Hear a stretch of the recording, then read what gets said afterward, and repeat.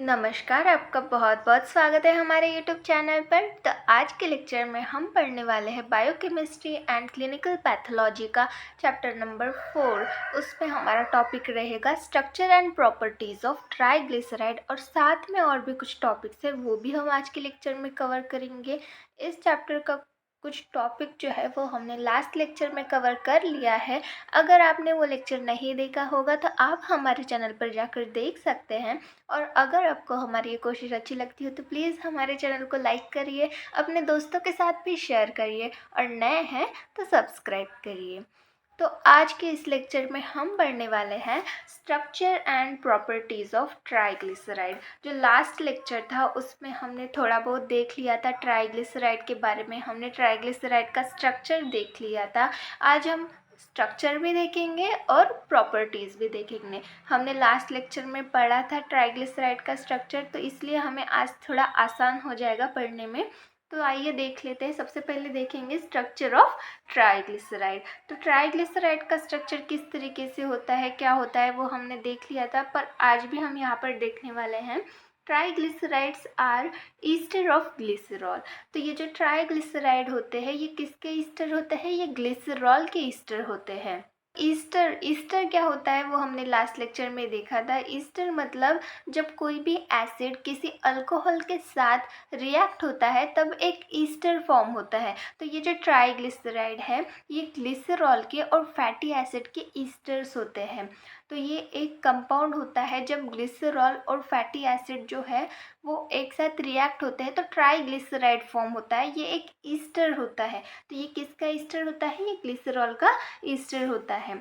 All molecules of fatty acid are not same, hence in general structure they are represented as R1, R2 and R3। तो जैसे कि मैंने बताया था आपको कि ये जो फैटी एसिड के मॉलिक्यूल्स ये सेम नहीं होते सारे स्ट्रक्चर्स में, इसीलिए जनरल स्ट्रक्चर में इनको R1, R2 और R3 ऐसा रिप्रेजेंट किया जाता है, ऐसा दिखाया जाता है। यहाँ पर हम स्ट्रक्चर देखेंगे, वहाँ पर भी देखेंगे, वहाँ पर मैं आपको दिखाऊंगी कि कैसे यहाँ पर हम R1, R2 और R3 लिखते हैं जनरल स्ट्रक्चर में ट्राइग्लिसराइड्स के। Some important structure of triglyceride are. तो ट्राइग्लिसराइड के कुछ इम्पॉर्टेंट स्ट्रक्चर्स है, उनके एग्जाम्पल्स देख लेते हैं। तो सबसे पहला है सेफेलिन, सेकेंड है फॉस्फेटिडिल इनोसाइटल, प्लाज्मेलोजेन एंड फॉस्फेटिडिल सेरिन। तो इस तरीके से ये कुछ 4 स्ट्रक्चर्स है, इंपॉर्टेंट स्ट्रक्चर है ट्राइग्लिसराइड के। इनके बारे में भी हम देखेंगे, इनके स्ट्रक्चर्स हम देखेंगे। तो सबसे पहले हम ट्राइग्लिसराइड का जनरल स्ट्रक्चर देख लेते हैं। तो आप यहाँ पर देख सकते हैं ये है ट्राइग्लिसराइड का जनरल स्ट्रक्चर। तो ये जो पार्ट आप यहाँ पर देख पा रहे हैं ये है हमारा ग्लिसरॉल। ये है इतना पार्ट, यहाँ पर OH OH OH प्रेजेंट रहता है, 3 हाइड्रोक्सिल ग्रुप प्रेजेंट रहते हैं। और ये जो फैटी एसिड होते हैं ये इन तीनों हाइड्रोक्सिल ग्रुप से आके अटैच होते हैं, स्टेरिफाइड होते हैं। और ये जो R1, R2, R3 आप देख पा रहे होंगे ये है फैटी एसिड्स। तो ये फैटी एसिड अलग अलग हो सकते हैं या फिर सेम भी हो सकते हैं, तो इसीलिए यहाँ पर R1, R2 और R3 ऐसा लिखा जाता है। तो ये है जनरल स्ट्रक्चर ट्राइग्लिसराइड का। देन नेक्स्ट है स्ट्रक्चर ऑफ सेफेलिन्स। तो सेफेलिन्स का स्ट्रक्चर हम देखेंगे। हमने देखा सेफेलिन, फॉस्फेटिल इनोसाइटल, प्लाज्मेलोजेन और फॉस्फेटिडिल सेरिन। तो इस तरीके के यहाँ पर हमें ये इंपॉर्टेंट स्ट्रक्चर है ट्राइग्लिसराइड के, तो ये पूछे जा सकते हैं, इसीलिए हम इनको यहाँ पर देखेंगे। तो जैसे कि आप देख सकते हैं सबसे पहले ये सेफेलिन का स्ट्रक्चर है। तो ये फर्स्ट और सेकंड हाइड्रोक्सिल जो ग्रुप है वहाँ पर हमेशा की तरफ फैटी एसिड प्रेजेंट है R1 और R2। और जो थर्ड हाइड्रोक्सिल ग्रुप है यहाँ पर सबसे पहले तो फॉस्फोरिक एसिड प्रेजेंट है, देन उसके बाद CH2 CH2 और NH3+। इस तरीके का ये स्ट्रक्चर प्रेजेंट है। तो ये हो गए सेफेलिन का स्ट्रक्चर। बस इतना याद रखना है कि ये जो स्ट्रक्चर्स होते हैं ये ट्राइग्लिसराइड के जो स्ट्रक्चर होते हैं उनके थर्ड हाइड्रोक्सिल ग्रुप पे सबसे पहले फॉस्फोरिक एसिड प्रेजेंट होता है, देन ये CH2 एंड NH3+। तो इस तरीके का ये सेफेरिन का स्ट्रक्चर आपको याद रखना है। देन नेक्स्ट है स्ट्रक्चर ऑफ फॉस्फेटिडिल इनोसाइटल। तो इनोसाइटल का स्ट्रक्चर यहाँ पर हम देखते हैं फॉस्फेटिडिल इनोसाइटल का, तो यहाँ पर भी सेम है। ये जो हाइड्रोक्सिल ग्रुप होते हैं, फर्स्ट और सेकंड हाइड्रोक्सिल ग्रुप होते हैं, उन पे सेम फैटी एसिड प्रेजेंट होते हैं, पर जो थर्ड हाइड्रोक्सिल ग्रुप है उस पे है सबसे पहले फॉस्फोरिक एसिड का स्ट्रक्चर, देन नेक्स्ट है इनोसाइटल। तो इस तरीके से आप लिख सकते हैं, इस तरीके से ये फॉस्फेटिडिल इनोसाइटल का स्ट्रक्चर होता है। देन नेक्स्ट है स्ट्रक्चर किसका, फॉस्फेटिडिल सेरीन का। तो फॉस्फेटिडिल सेरीन का स्ट्रक्चर देख लेते हैं। तो आप यहाँ पर देख सकते हैं CH2O C double bond O, ये यहाँ पर थोड़ी मिस्टेक हुई है, ये सिंगल बॉन्ड ही है, डबल बॉन्ड नहीं है। ये R1 और R2, तो जैसे हमने पहले स्ट्रक्चर देखे तो उन्हीं की तरह यहाँ पर भी सेम, ये जो फर्स्ट और सेकंड हाइड्रोक्सिल ग्रुप है यहाँ पर फैटी एसिड्स प्रेजेंट है, और जो थर्ड हाइड्रोक्सिल ग्रुप है यहाँ पर ये फॉस्फोरिक एसिड पहले प्रेजेंट है, देन CH2 COO- और यहाँ पर सेकंड कार्बन पे NH3+। इस तरीके का ये स्ट्रक्चर प्रेजेंट है। ये है फॉस्फेटिडिल सेरीन का स्ट्रक्चर। देन नेक्स्ट है स्ट्रक्चर ऑफ प्लाज्मालोजेंस।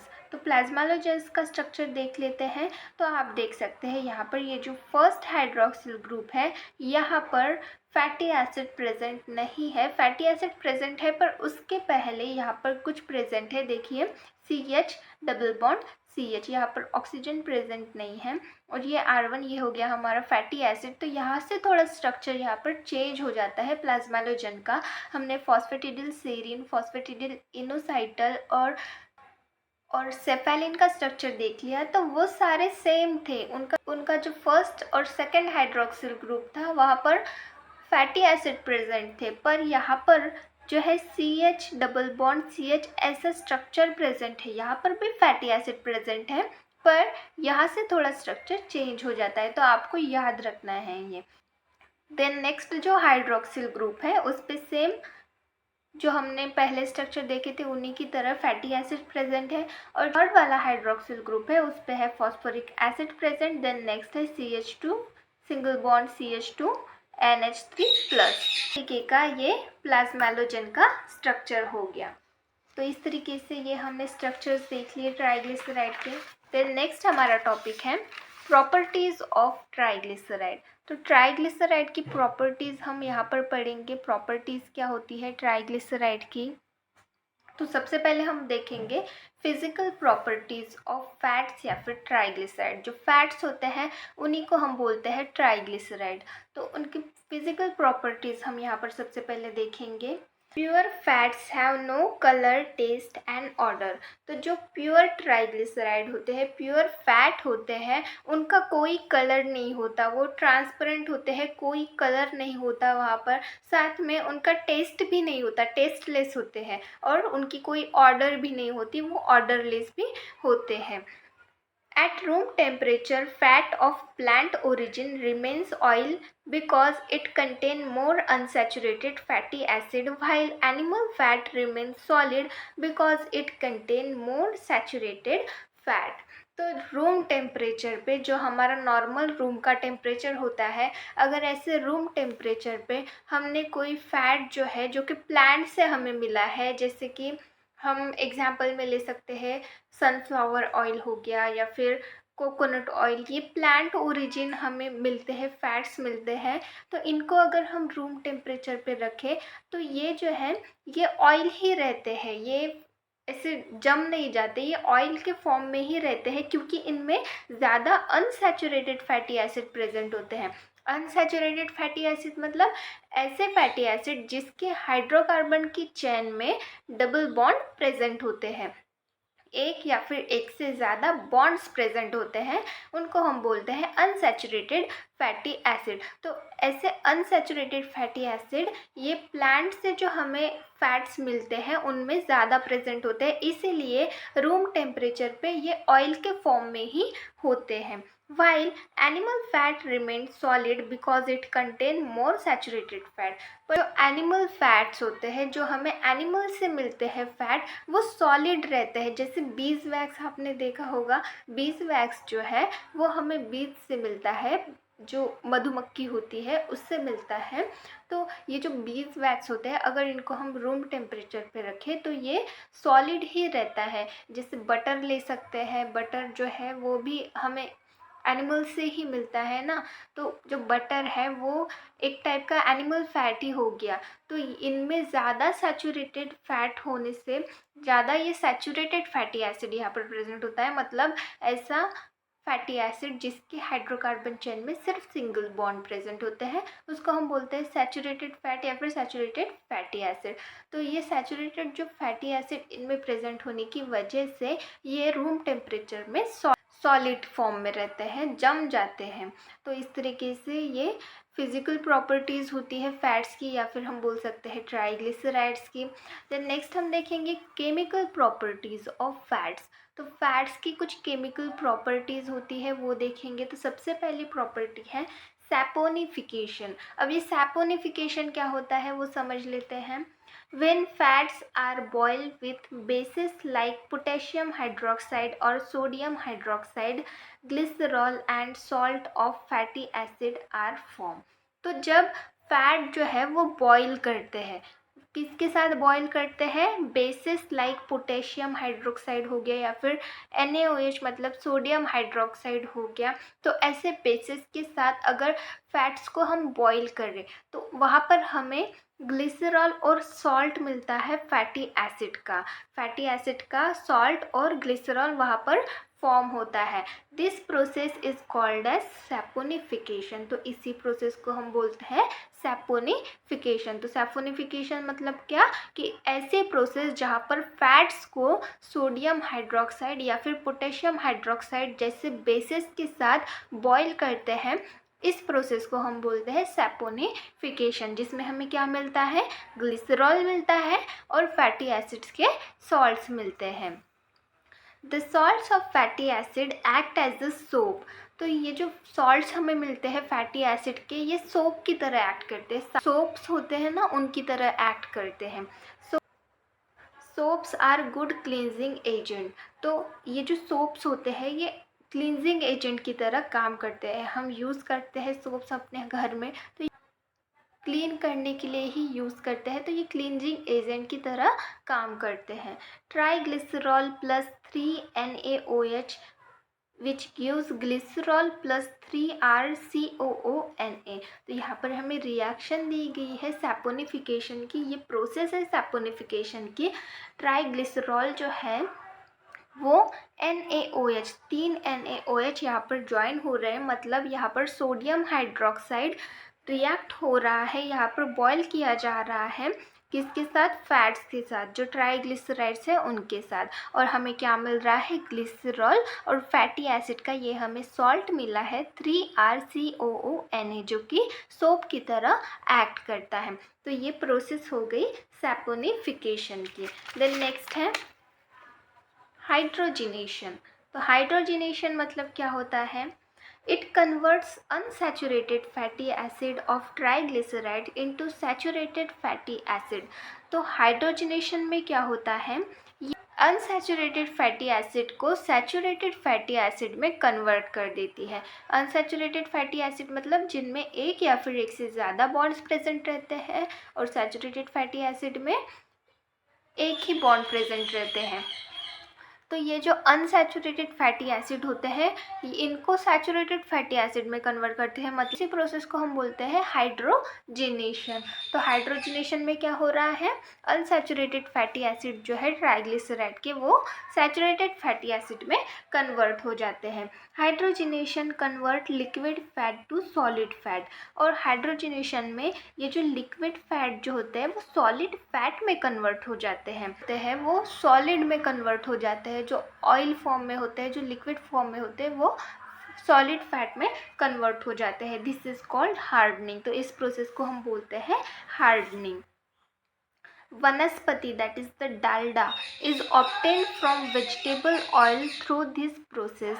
तो ये जो डालडा, आपको पता होगा डालडा जो कि पता ही होगा, सबके किचन में रहता है, तो ये वेजिटेबल ऑयल से मिलता है, ये वेजिटेबल्स के थ्रू मिलता है इस प्रोसेस से।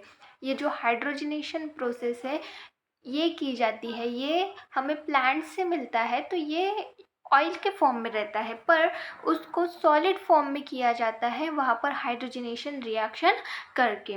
तो unsaturated fatty acid hydrogenation reaction के थ्रू सैचुरेटेड फैटी एसिड में कन्वर्ट हो जाते हैं। तो इस तरीके से ये हाइड्रोजनेशन रिएक्शन होती है।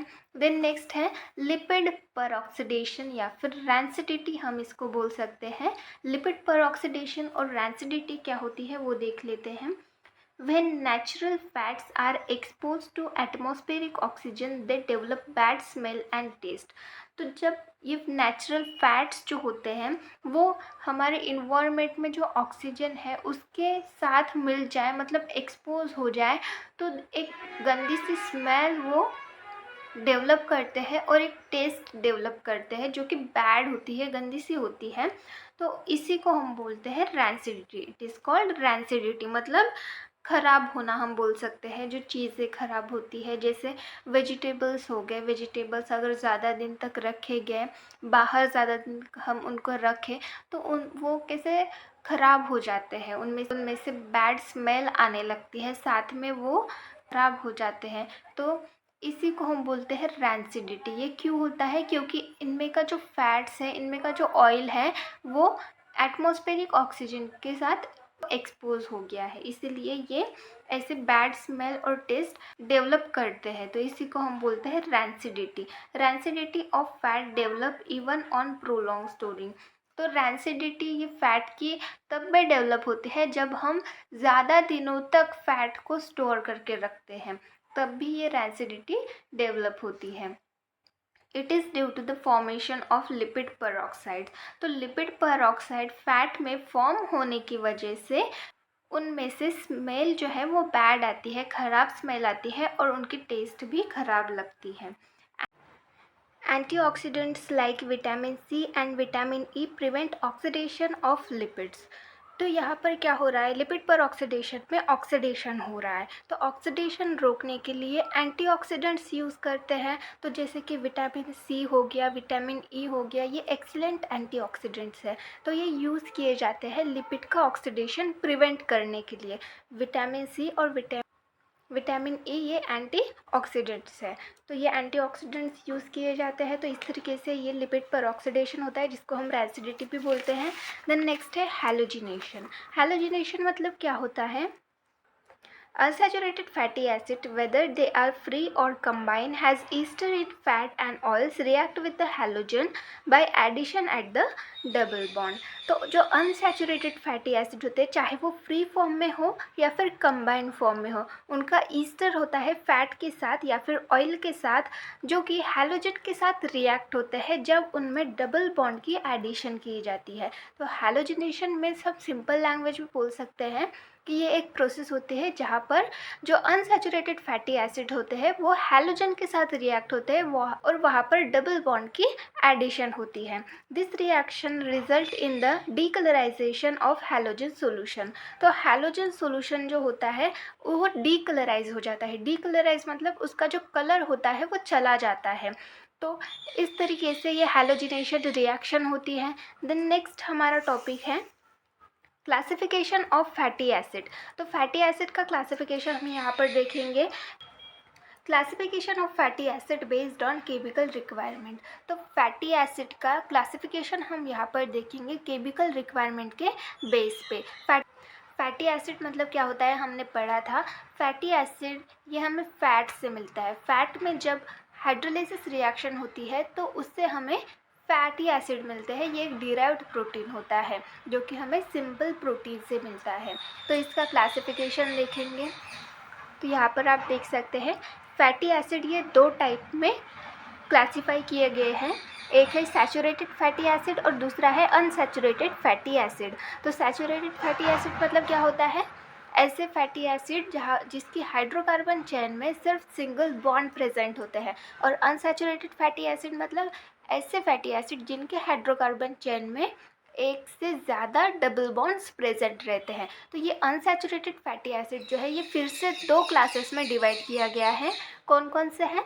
Poly unsaturated fatty acid and mono unsaturated fatty acid.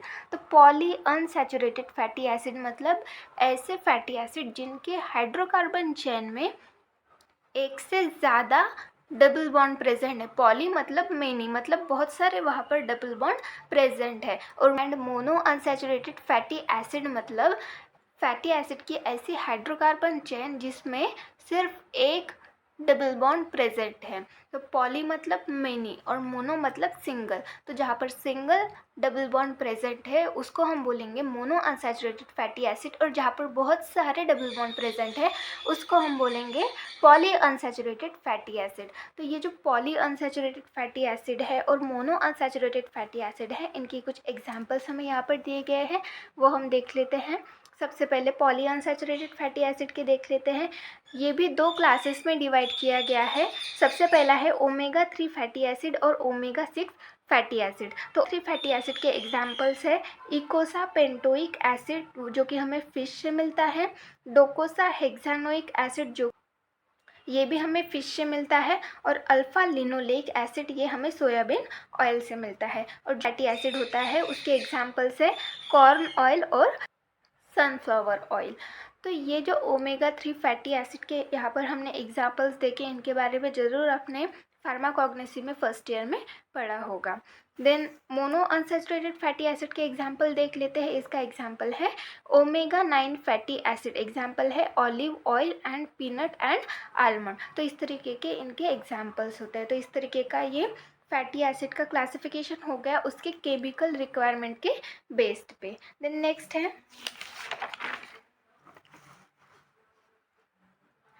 Classification of fatty acid based on nutritional requirement. तो यहाँ पर हम फैटी एसिड का ही क्लासिफिकेशन देखेंगे, पर जो कि न्यूट्रिशनल रिक्वायरमेंट के बेस पे है। हमने केमिकल रिक्वायरमेंट के बेस पे फैटी एसिड का क्लासिफिकेशन देखा। अभी हम देखेंगे न्यूट्रिशनल रिक्वायरमेंट के बेस पे फैटी एसिड का क्लासिफिकेशन। इसकी भी दो क्लासेस होते हैं, essential fatty acid and non essential fatty acid. तो ये इसेंशियल फैटी एसिड क्या होते हैं, नॉन इसेंशियल फैटी एसिड क्या होते हैं, वो समझ लेते हैं। Essential fatty acid are not synthesise in the body. तो ये जो इसेंशियल फैटी एसिड होते हैं ये हमारी बॉडी में सिंथेसाइज नहीं होते हैं। Hence they have to be taken from diet, इसीलिए इनको डाइट के थ्रू हमें लेना पड़ता है। ये जो इसेंशियल फैटी एसिड होते हैं ये हमारी बॉडी में सिंथेसाइज ना होने की वजह से इनको हमें बाहर से लेना पड़ता है हमारे डाइट के through. They are also called as poly unsaturated fatty acid, PUFA. तो ये जो इसेंशियल फैटी एसिड होते हैं इनको पॉली अनसैचुरेटेड फैटी एसिड भी कहा जाता है। Non essential fatty acid are synthesise in the body, hence their intake in diet is not necessary. जो नॉन इसेंशियल फैटी एसिड होते हैं वो हमारी बॉडी में सिंथेसाइज होते हैं, इसीलिए उनका इनटेक डाइट में ज़रूरी नहीं होता। वो हम डाइट के थ्रू ना भी लें तो भी कोई फ़र्क नहीं पड़ता, क्योंकि वो हमारी बॉडी में ऑलरेडी सिंथेसाइज हो रहे होते हैं। Examples of essential fatty acids are, तो यहाँ पर हमें कुछ एग्जाम्पल्स दिए गए हैं इसेंशियल फैटी एसिड के, वो देख लेते हैं। Linoleic acid that is the La, linolenic acid that is the Lna। तो यहाँ पर आप कंफ्यूज मत होइएगा। आप यहाँ पर देखिए स्पेलिंग देखिए, लिनोलेइक और यहाँ पर लिनोलेनिक। तो ये डिफरेंस है, यहाँ पर सब सेम है, बस यहाँ पर NiC है और यहाँ पर IC है। तो ये लिनोलेइक और लिनोलेनिक एसिड्स होते हैं और एराचिडोनिक एसिड। तो इस तरीके की ये इसेंशियल फैटी एसिड के एग्जांपल्स हो गए। देन नेक्स्ट हमारा टॉपिक है structure and function of cholesterol in the body. तो कोलेस्टेरॉल के बारे में आपने सुना होगा। हार्ट से जितने भी रिलेटेड डिसीज़ होते हैं, हार्ट से रिलेटेड जितने भी डिसीज़ होते हैं उनमें ये नाम सुना ही होगा आपने। कोलेस्ट्रॉल अगर आपने पढ़ा होगा हार्ट से रिलेटेड डिसीज़ तो ये नाम आपने सुना होगा, जैसे कि हार्ट अटैक हो गया या फिर एंजाइना पेक्टोरिस हो गया। तो कोलेस्ट्रॉल का थोड़ा बहुत वहाँ पर नाम आता है, क्योंकि ये जो कोलेस्ट्रॉल है ये हमारे जो ब्लड वेसल होती है उनके वॉल में एक्यूमुलेट हो जाता है। अगर ये हमारी बॉडी में बहुत ज़्यादा अमाउंट में प्रेजेंट हो तो ये हमारे लिए हार्मफुल हो सकता है। पर कोलेस्ट्रॉल ये हमारे बॉडी के लिए उतना ही इम्पॉर्टेंट है। तो इसका स्ट्रक्चर किस तरीके का होता है, इसके फंक्शन क्या है हमारी बॉडी में, वो हम यहाँ पर देखेंगे। In animal tissue cholesterol is the major sterol. तो एनिमल टिश्यू में कोलेस्ट्रॉल जो है वो मेजर स्टेरॉल होता है। Chemically cholesterol is 3 hydroxy 5 6 cholestane. तो केमिकली कोलेस्ट्रॉल का अगर हम नॉमेनक्लेचर देखेंगे तो उसका केमिकल नेम है 3 हाइड्रोक्सी 5 6 कोलेस्टेन। इसका स्ट्रक्चर भी हम आगे देखेंगे। Molecular formula of cholesterol is C27H46O। तो मॉलिक्यूलर फॉर्मूला क्या है कोलेस्ट्रॉल का, C27H46O। देन नेक्स्ट है स्ट्रक्चर ऑफ कोलेस्ट्रॉल। तो आप यहाँ पर देख सकते हैं कोलेस्ट्रॉल का ये स्ट्रक्चर बहुत ही आसान सा और सिंपल सा स्ट्रक्चर है। यहाँ पर OH प्रेजेंट है और यहाँ पर 4 से 5 रिंग एक दूसरे से फ्यूज़ है। ये मैं आपको ड्रॉ करके दिखाती हूँ कि किस तरीके से आपको ये स्ट्रक्चर ड्रॉ करना है। तो इस तरीके से आपको रिंग निकालने हैं 2 जो कि एक दूसरे से जॉइन हों। इस तरीके से 2 रिंग्स निकालनी है एक दूसरे से जॉइन। यहाँ पर OH, देन ये जो दूसरी वाली रिंग है ये हमारी पहली रिंग हो गई, ये हमारी दूसरी रिंग हो गई। तो ये जो दूसरी रिंग है इसका जो यहाँ पर ऊपर वाला भाग है, यहाँ से एक स्ट्रेट लाइन हमको निकालनी है और यहाँ पर हमें एक रिंग ड्रॉ करनी है। तो आप देख सकते हैं इस तरीके से ये हमारी तीसरी रिंग हो गई और इसी तरह से इसके बाजू में भी एक इस तरीके से हमें रिंग ड्रॉ करनी है जो कि 5 कार्बन की होगी। ये हमने जो रिंग्स निकाली ये 6 कार्बन की है और ये जो रिंग होगी ये हमारी 4th नंबर की रिंग होगी, ये होगी 5 कार्बन की। देन ये जो 4th रिंग है इसके ऊपर से यहाँ पर इस तरीके से आपको स्ट्रक्चर निकालना है।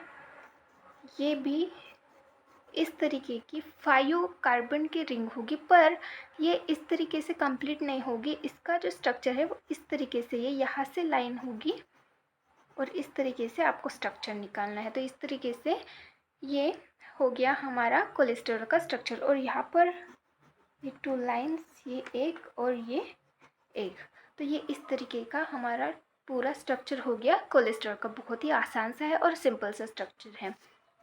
इसकी नंबरिंग थोड़ी डिफरेंट है, नंबरिंग देख लेते हैं। तो आप यहाँ पर नंबरिंग देख सकते हैं, यहाँ से नंबरिंग स्टार्ट होती है 1 2 3 4। 3rd नंबर पे OH ग्रुप है। और हाँ, मैंने आपको डबल बॉन्ड नहीं बताया। तो ये जो सेकंड जो रिंग है यहाँ पर होगा डबल बॉन्ड, ये यहाँ पर एक डबल बॉन्ड प्रेजेंट होगा।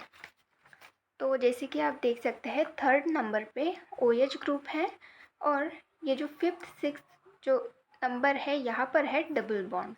तो 1 2 3 4 5 6 7 8 9 10, ये हो गई हमारे 2 रिंग 1 2 3 4 5 6 7 8 9 10। अब देखिए नंबरिंग देखिए। देन 11, मतलब ये हमारी तीसरी रिंग जो है यहाँ पर आएगा 11। ये 1 2 3 4 5 6 7 8 9 10, मतलब ये पूरी 2 चेन के हो गई ये 10।